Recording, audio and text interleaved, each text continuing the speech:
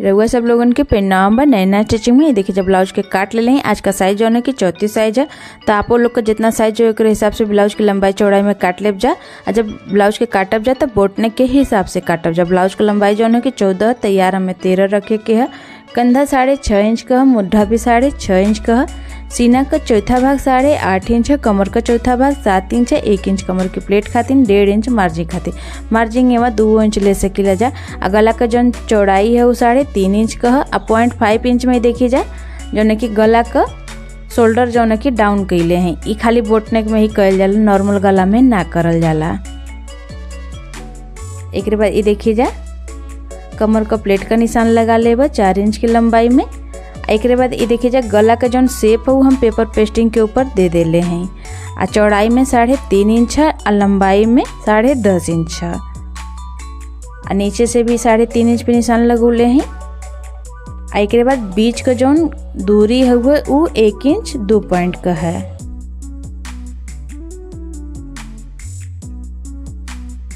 एक बाद ये देखिए ऊपर वाला जो निशान है वो 3 इंच पे है। ऐसे ही गला के आप शेप आप लोगों के दे देवे के है। एक बाद जो दूसरा वाला निशान लगोले हैं वहाँ से पेपर पेस्टिंग के कटिंग कर लेवे के। आज का जो डिजाइन है वो पेपर पेस्टिंग के ऊपर ही बने, बिना पेपर पेस्टिंग का ना बन पाए।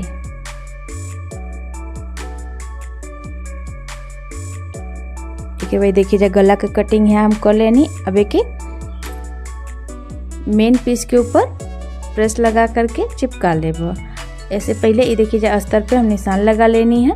अब मेन पीस के ऊपर अस्तर के ऐसे रख के पहले बीच वाला दोनों निशान के एक बराबर मिला के पहले हम यहाँ कमर का सिलाई लगाई। कमर में पट्टी ना लगाई ए वजह से इसे सिलाई लगावत थी। अगर आप लोगों के कमर में पट्टी लगावे के हुई तो आप लोग पूरा ब्लाउज में सिलाई लगा के तैयार कर ले जा। यहाँ देखिए सिलाई लगा लेनी। अब सीधा ओर से सिलाई लगा लेब। सिलाई लगा ले से जैसे कपड़ा बढ़िया से बैठ जाए। एक बाद उल्टा ओर से अस्तर और मेन पीस के ऊपर सिलाई लगा के तैयार कर लेब। हाथ से बढ़िया से सेट करके सिलाई लगावे के है। जो नदी का कपड़ा है नाबो के काट के निकाल देब।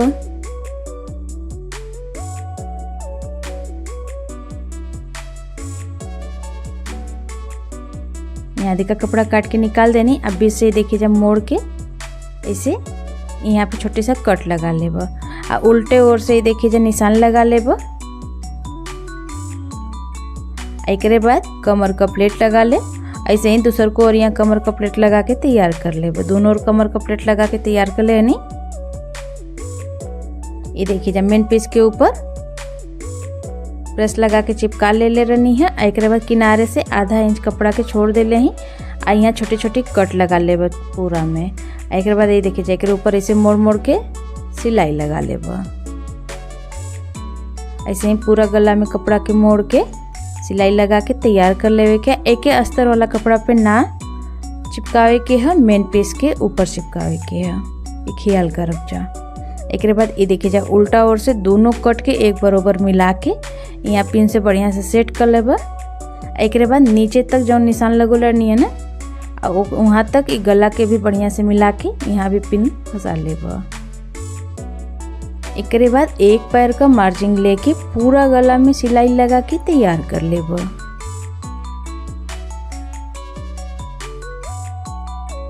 तो आप लोग वीडियो में देख सकते थे कि हम कैसे करते हैं, वैसे ही आप लोग करके तैयार कर ले जा। यहाँ गला के ऊपर सिलाई लगा के तैयार कर लेनी। एक बाद जौन भी एक्स्ट्रा कपड़ा है ओके काट के निकाल देब। यहाँ कपड़ा काट देनी। एक बाद छोटी छोटी कट लगा लेब। कट लगौले से जो नहीं कि गला बढ़िया से पलट जाए।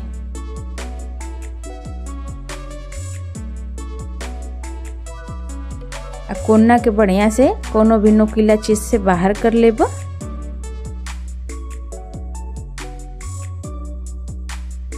देखिए गला के हाथ से बढ़िया से बैठा लेब। सीधा ओर के पलट लेवे के है के देखिए सीधा ओर से हाथ से बढ़िया से के बैठा लेवे के है। एक बाद आगे की ओर से सिलाई लगा लेब। सिलाई लगा ले से जो कि गला बढ़िया से एकदम चपक के बैठ जाए।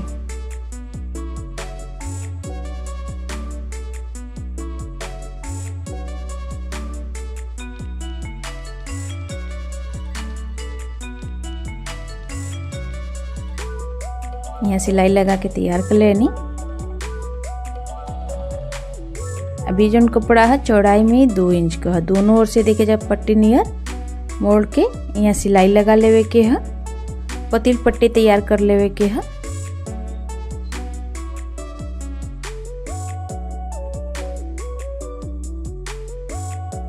पट्टी यहाँ तैयार कर लेनी।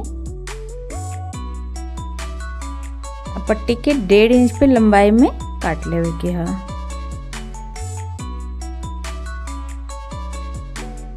यहाँ पट्टी के 1.5 इंच की लंबाई में काट के तैयार कर लेनी। एक बाद देखिए जब पट्टी के बीच से मोड़ के यहाँ गला के ऊपर ऐसे लगावे के है। यहाँ से देखिए सिलाई ना लगोले रहनी है, वही के अंदर में डिजाइनिया के डाल के ऊपर से सिलाई लगावत हैं। तो आप लोग वीडियो में देख सकते हैं कि हम डिजाइन के कैसे बनावत हैं, वैसे ही आप लोग बना के तैयार कर ले जा।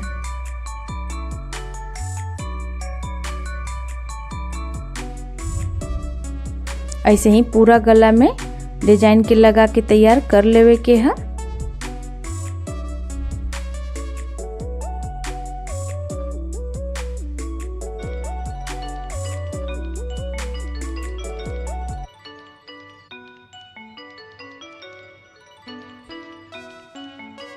आगे को डिजाइन जो है कि तनी छोटे छोटे ही निकाले के, ज़्यादा बड़ा बड़ा ना निकाले के है। ये देखिए जब पूरा गला में डिजाइन के लगा के तैयार कर ले हैं। एकरे बाद गला के ऊपर लेस लगा ले। लेस जो है ना कि पतील वाला है, तो आप लोग यहाँ लेस पतील वाला ही लगाए जा। अगर लेस ना लगाए के हुई तो एक ही ऐसे हो छोड़ सकीला जा बिना लेस लगौले। ऐसे हो देखिए में बहुत बढ़िया लगेला। जहाँ कोना आएला ना वहाँ प्लेट लगा के लेसवा के घुमावे के है सब कोना पे।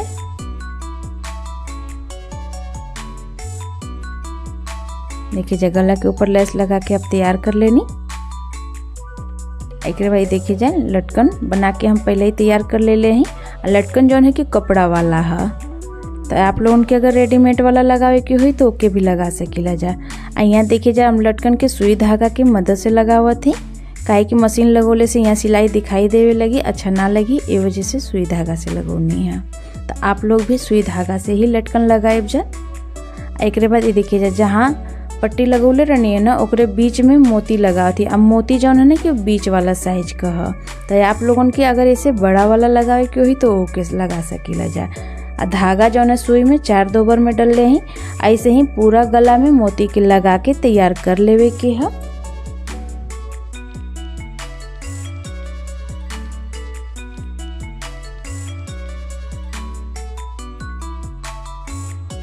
ये देखिए पूरा गला के ऊपर मोती के लगा के तैयार कर ले हैं। यहाँ लटकन के भी लगा के बांध ले हैं। यही के संगे आज का जो डिजाइन बा हम बन के तैयार हो गल बा। तो आप लोग देखबे कैनी है जा कि बनावे में कितना आसान है, देखो में बहुते निक लगत है। तो आप लोग उनकी डिजाइन कैसन लगल हमें कमेंट करके जरूर बताए जा। वीडियो अगर हमारे पसंद आए तो हमारे वीडियो को लाइक और शेयर जरूर कर जा। चैनल को सब्सक्राइब करो बिल्कुल ना भूलब जा। धन्यवाद।